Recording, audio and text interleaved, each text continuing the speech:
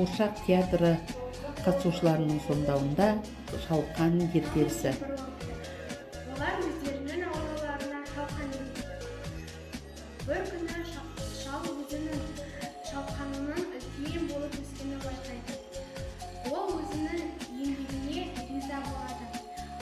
Ол өзінің шалқанын тартып суырып алмақшы болады, бірақ күші жетпейді.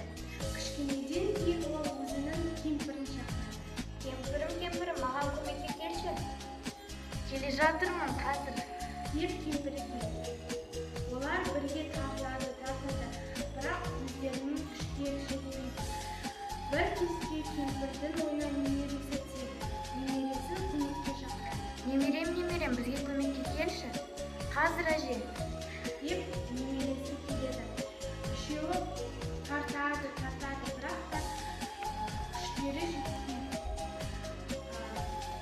Немересі өзінің итін шақырады. Итім, келші бізге көмекке. Гав, қазір келемін. Деп иті келеді. Олар бірге тартады, бірақ олардың күштері жетпейді.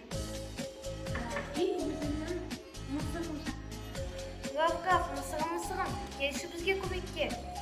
Мяу, келе жатырмын. Деп мысығы келеді.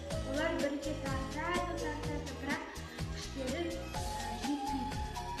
Мысық тышқанды шақырады. Мяу, тышқаным, келші бізге көмекке. Келе жатырмын.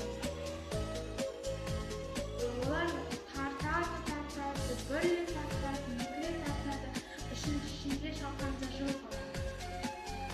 Шал мен кемпір өздерінің бау-бақшаларының жемісін көріп бақытты да баянды өмір сүрді.